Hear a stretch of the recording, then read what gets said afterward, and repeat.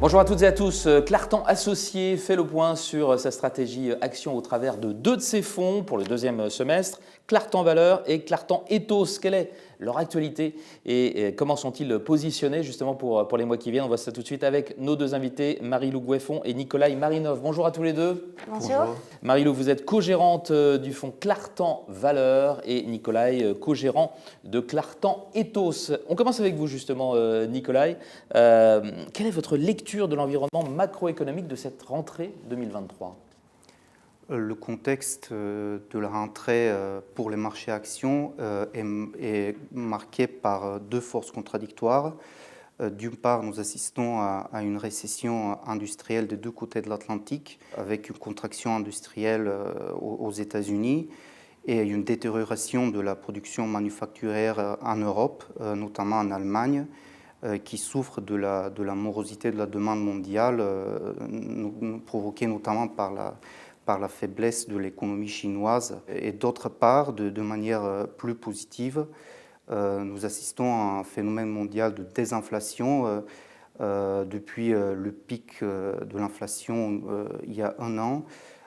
Les taux d'inflation sont retombés à 3 et 5% aux États-Unis et en Europe respectivement, avec comme moteurs principaux le recul des prix à la production et également le ralentissement de la croissance des salaires et de l'emploi. Et ces phénomènes devraient contribuer à ce qu'il y ait une pause dans le cycle de resserrement monétaire dans les économies développées. Voilà pour l'état de l'économie, de la politique monétaire. On en vient à vos deux fonds, à commencer par le fonds flagship Clartan Valeurs, dont vous êtes la co-gérante, Marie-Lou. Quelle est son actualité et en quoi est-ce qu'il reflète dans sa stratégie le contexte dont on vient de parler ? Alors déjà, la stratégie d'investissement de Clartan Valeurs, c'est d'aller sélectionner des actions principalement européennes, large capitalisation, avec l'exigence d'avoir des entreprises cotées alliant une forte rentabilité, une forte croissance des profits et une valorisation intéressante, sans biais donc spécifique de style. L'actualité principale du fonds, c'est le fait qu'il a retrouvé son statut avec ses 5 étoiles Cantalis. Cela s'explique par le fait que l'an dernier, il a affiché une performance relative de très bon niveau grâce à son positionnement défensif. Et en cette année 2023, il maintient son avance par rapport à l'indice européen, une avance de l'ordre de 5 points avec une performance de 15%. Et donc, il a un positionnement qui est blend, qui permet de faire cohabiter du Nvidia avec du Inditex, du Stellantis ou du BNP Paribas. Et donc, nous pensons que ce positionnement va continuer à générer de l'alpha, d'autant que nous avons en portefeuille des sociétés très rentables, un return on equity autour de 20%, des sociétés avec une forte croissance bénéficiaire et également un PE autour de 10 fois, ce qui vient montrer la décote du portefeuille. L'autre fonds dont vous vouliez nous parler, Nikolai, c'est Clartan Ethos qui fête ses 3 ans. Quel est le bilan depuis son lancement ? Le fonds Ethos, c'est effectivement le dernier fonds lancé de Clartan Associés. C'est un fonds dont le périmètre, ce sont les entreprises européennes de petite et moyenne capitalisation. La philosophie de gestion de Clartan Ethos s'articule autour de deux piliers. Le premier, c'est une sélection assez rigoureuse de la performance ESG des entreprises. Donc, nous cherchons des sociétés qui sont best in class en matière de durabilité et ayant un impact positif, donc qui opèrent souvent dans des thématiques comme l'économie circulaire ou la construction durable.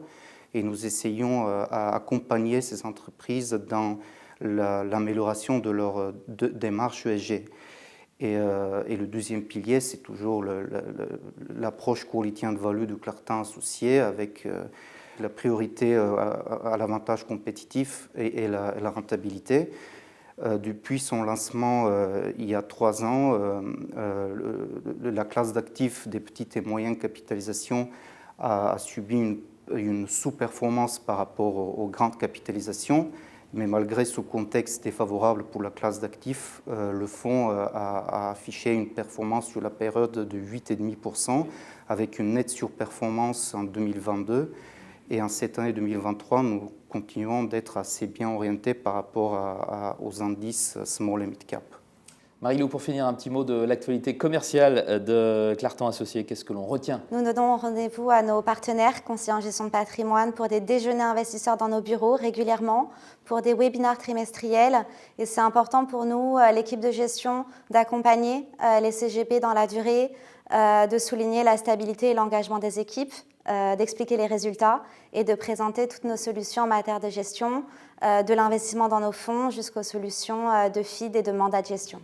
Une actualité commerciale donc très riche pour cette deuxième partie de l'année. Merci à tous les deux, Marie-Lou Goueffon et Nikolai Marinov. Au revoir. Merci. Merci.